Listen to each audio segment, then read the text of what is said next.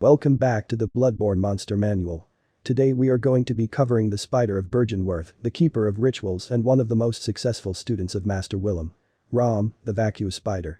But before that, please like this video and subscribe to my channel for more Bloodborne videos. And now, let's begin.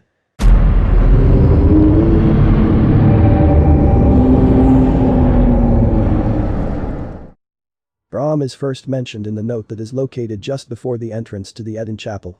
It says, "The Byrgenwerth spider hides all manner of rituals and keeps our lost master from us. A terrible shame. It makes my head shudder uncontrollably." The second note about her is in the Byrgenwerth itself. And yes, ROM is female. It says, "The spider hides all manner of rituals, certain to reveal nothing, for true enlightenment need not be shared." ROM was probably once a scholar of Byrgenwerth and Master Willem's student. The other theory suggests that she was one of the patients of the research hall, though it is very unlikely because Master Willem wouldn't participate in the church's experiments, and in the game, it is stated that he left his secret with the lake, implying that he bequeathed it to ROM. Anyways, she was later granted kinship by Koz herself, a great one we find dead in the Hunter's Nightmare. At least, that's what Mikolash tells us. ROM's purpose is to not let ordinary people see the real horror surrounding them. The Great Ones, the Red Moon, and all the different disgusting abominations that inhabit this world. After the hunter kills her, this barrier shatters, the pale blood skies appear, and lesser amygdalas become visible. ROM resides in the place called the Moonside Lake. A tiny dream created by her, a pocket dimension, where ROM hides away and shields Yharnam from the Mensis ritual. Yet, because she's just kin and not an actual Great One, this dream world is completely empty, filled only with water and fog. Word vacuous originates from the Latin word vacuus, which means an empty space. Thus, a vacuous person is an empty person, devoid of thoughts and knowledge, mindless or, in other words, mad. This may state that the theory of ROM being a research hall patient is indeed true, or it could simply mean that ROM's knowledge surpasses that of an ordinary human so much that we can't understand her mind. It's not for nothing that we find Great One's wisdom, which description states. We are thinking on the basis of planes. What we need are more eyes, right near the entrance to ROM's domain. The spider title, ROM resembles a gigantic pillbug rather than an arachnid. This creature's design may be inspired by the ancestor of modern arachnids, Mollisonia plenivenatrix. I think you might see some similarities between these two.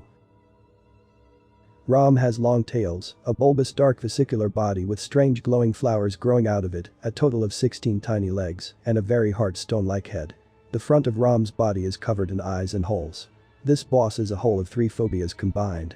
Emetophobia, trypophobia, and arachnophobia.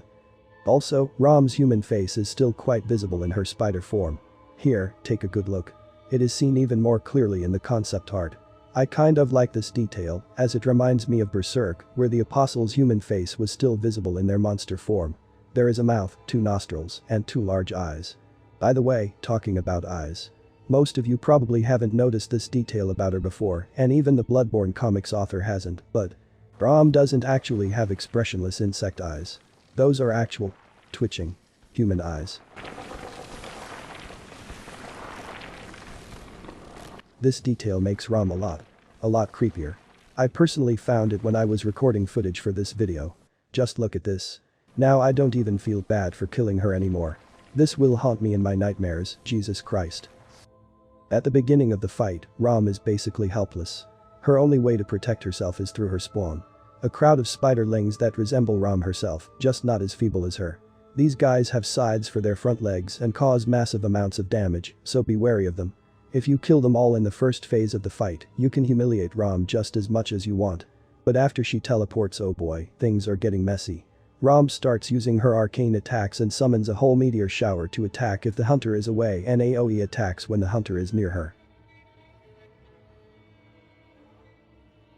In the third phase, she not only uses that, but also slams her body on the ground and attempts to smash the hunter. ROM's head is strong to physical damage, but if the hunter imbues the weapon with lightning or fights her with a tonitrus, it becomes much easier to damage her. As her head is still heavily protected, the hunter should attack her main body.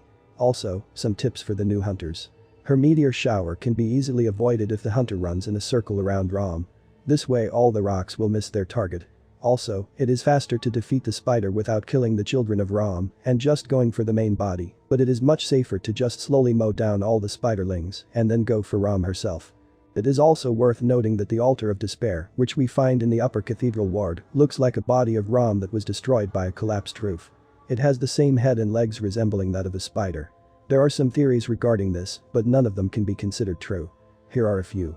First, that's the way the larvae great ones look, and it's a dead child of Abritas. Second, this is the shell of Abritas, from which she emerged after her transformation from the larvae state. And the third, which I like the most, this is ROM's physical body. You'll need an explanation for this one. This theory implies that there are two planes of existence in the Bloodborne world. The waking world and the dream world, and each creature has two bodies. Physical and astral. Kind of like in Berserk. So the astral body of ROM stays in the Moonside Lake, and her physical body is dead under the main cathedral. Let me know your thoughts about it in the comments down below. What theory do you think is right about the Altar of Despair? Who was ROM before turning into a Kin Great One?